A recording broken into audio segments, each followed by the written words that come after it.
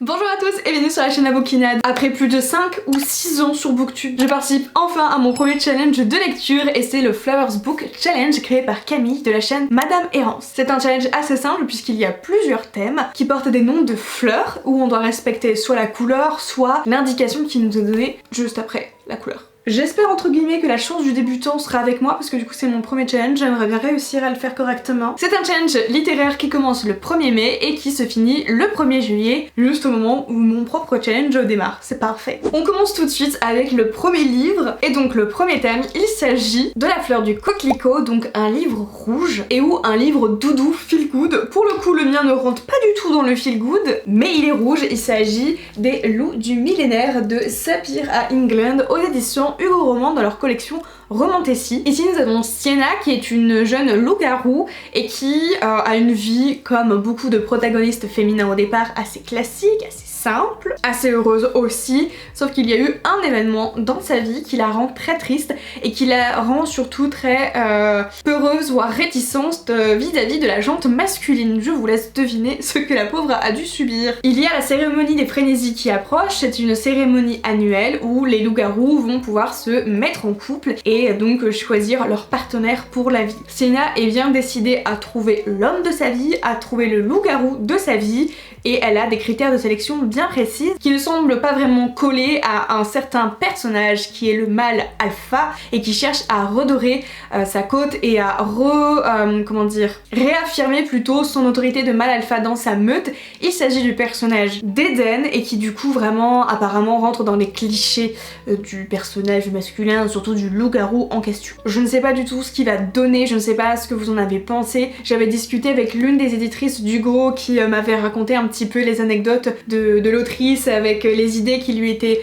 venues au moment qu'elle l'écrivait et tout, et j'avais bien aimé cet échange. Je ne sais pas du tout ce qu'il va donner, je sais par avance que Nina ne l'avait pas trop aimé. Vraiment j'essaie de m'y plonger les yeux fermés, je l'avais demandé parce que ça m'intéressait de lire un autre livre sur les loups-garous parce que j'en ai pas beaucoup en fait à mon actif, et donc on verra bien ce que ça va donner. Pour le deuxième thème du coup, je regarde ici, c'est La fleur du mimosa, donc un livre jaune et où mettant en avant un amour secret ou solitaire. Pour le coup j'ai choisi un livre aussi qu'on a vu pas mal de fois, il s'agit de The Perfect Match de Lila Mars aux éditions Collection EH. C'est un livre qui se passe au 22e siècle et Elliot a eu les résultats où en fait les États-Unis, enfin l'État américain plutôt, lui dit voilà tu as 98,8% de compatibilité avec Isaac, et Isaac c'est un personnage assez froid, assez aussi apparemment entreprenant, assez solitaire aussi, et donc dans quelques semaines tous les deux vont devoir emménager ensemble, se marier et tout le tralala. Sauf qu'en fait notre Elliot est amoureuse depuis bien longtemps du petit frère d'Isaac, oui.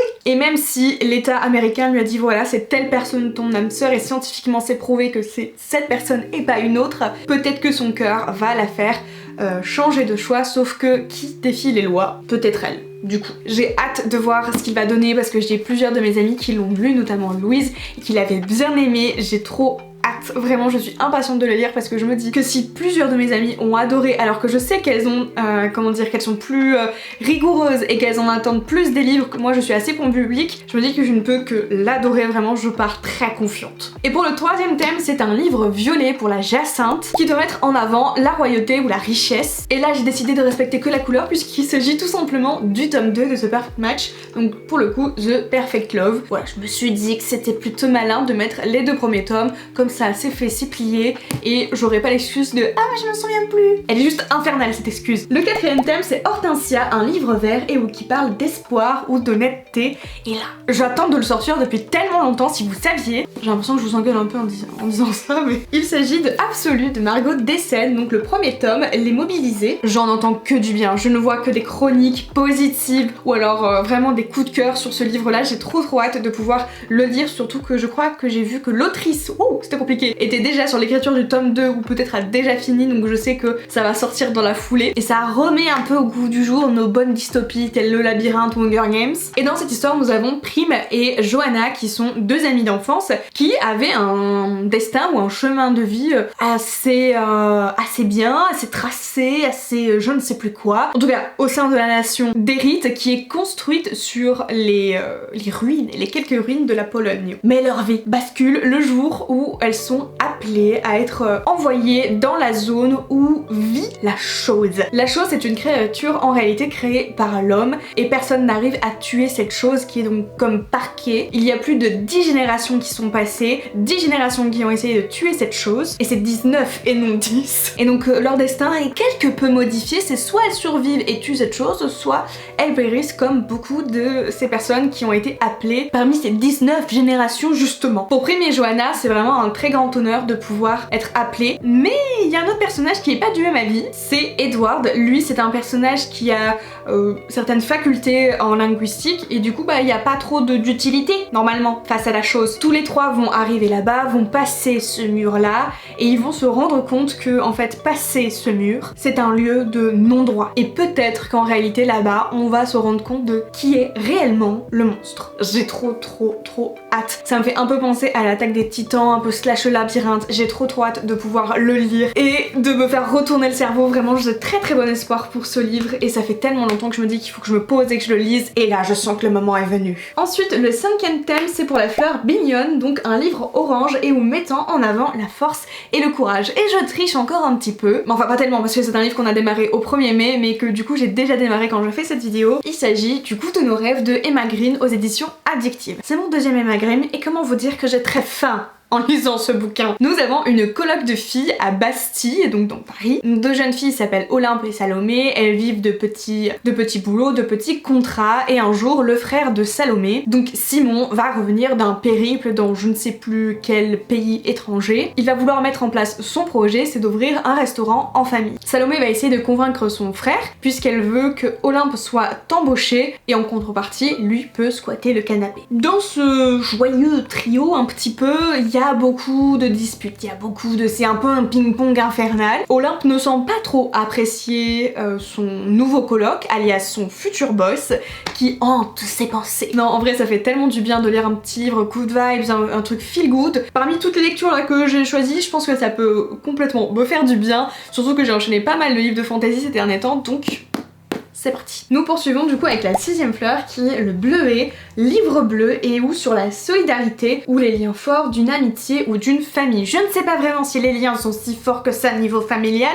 mais il est bleu. Et je vais enfin lire après de nombreux mois, voire années, le dernier tome du Prince Cruel, donc La Reine sans Royaume. Alors je sais que c'est pas le nom de la saga, le Prince Cruel, mais je ne sais plus, je l'ai oublié. Dolly Black, publié aux éditions Rajo. Je crois qu'en fin d'année, le 3e tome en hardback est prévu. Voilà, petite info. Si vous avez envie de commencer à faire vos économies, vu les prix des hardbacks en ce moment, enfin depuis toujours en France d'ailleurs, je pense qu'on va arrêter de parler de cette histoire. Je ne vais pas vous faire l'affront de vous la résumer une énième fois. Si ça vous intéresse, tout simplement, allez sur Babelio, vous tapez le nom du livre, vous allez trouver le résumé. Oui, Babelio parce que c'est mon site préféré, d'accord? Et j'avoue que je suis un petit peu plus impatiente de le sortir que les précédents, puisque après la rencontre avec Holly Black, j'ai énormément aimé sa franchise quand elle disait que du coup, elle aime les personnages pas forcément appréciés de tout le monde, qui sont un peu mauvais quand même dans le fond, qui n'ont pas ce truc de non mais je suis mauvais, mais à la finalité je serai gentil. Non, je suis mauvais, je le resterai. Un peu soif de pouvoir, un peu avide de pouvoir, un peu égoïste, et tellement d'autres compliments,